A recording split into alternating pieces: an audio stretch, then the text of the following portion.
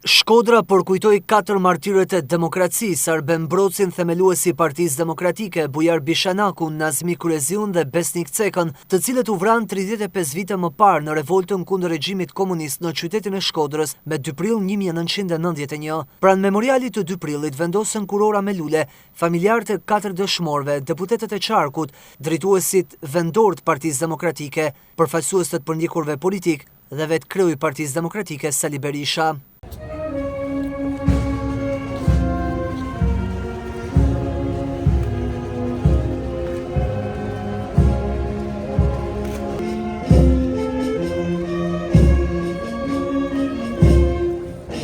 Në fjalën e tij Berisha nderoi Arben Brocin, Bujar Bishanaku, Nazmi Kureziun dhe Besnik Cekën si martir të votës së lirë dhe figura kyçe në rrugën e Shqipërisë drejt pluralizmit politik. Ai theksoi se sakrificat e tyre kontribuojnë në rrezimin e diktaturës dhe në hapjen e rrugës për zgjedhje të lira dhe demokraci në vend.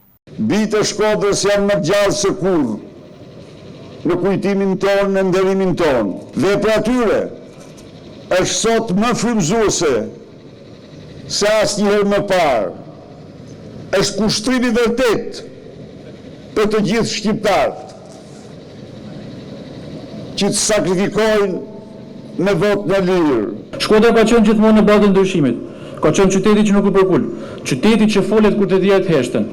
Dhe sot më shumë se kur kemi nevojë të ruajmë këtë frymë. Kemi nevojë për unitet, për kurajo dhe për besim tek vlerat demokratike.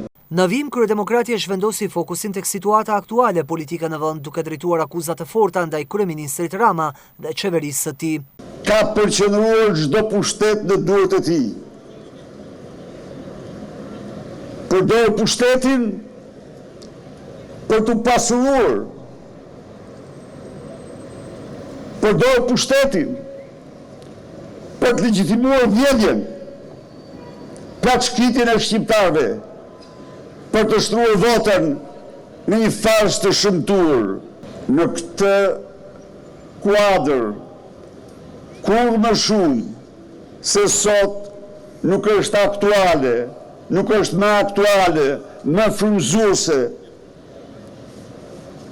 sakrifica e martirëve të 2 prillit,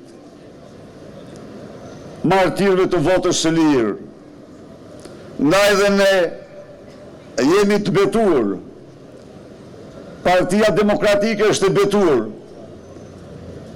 se misioni i saj kryesor është rikthimi votës lirë tek shqiptarët. Kam besim të madh se Shkodra do përmbush këtë mision më mirë, me vendosmëri se çdo qytet tjetër i këtij vendi. Berisha përmendi një sër çështje që lidhen me abuzimin me fondet publike dhe mungesën e transparencës, ndërsa nuk kurseu në shënjestrime edhe kryetarin aktual të Bashkisë së Shkodrës Benet Becin. Sot, në një akt cinik,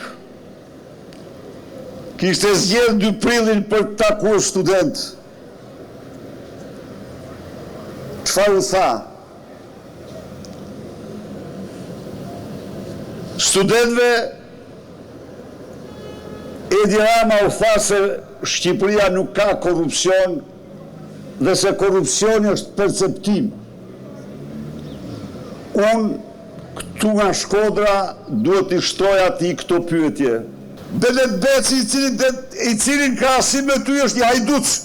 Jo hajdut, po hajduc. Me dokumenta. Me dokumenta. Kryetarët e Shkodrës kanë patur kush e di sa kryetar bashkie. S'po flas për ta, po s'kanë patur asnjë. Të regjistruar me dokumenta, me dosje. Hajdut siç kanë Becin tënd. Është perceptim apo vjedhje?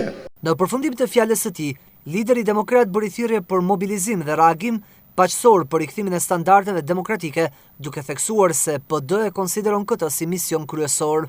Çfarë ndodh sot? Edi Rama për vjedhjet e tij i bllokon Shqipërisë dyert e Europës dhe i tregon derën e Beogradit. Premtoi pasaportën europiane dhe tani ofron pasaportën e Beogradit.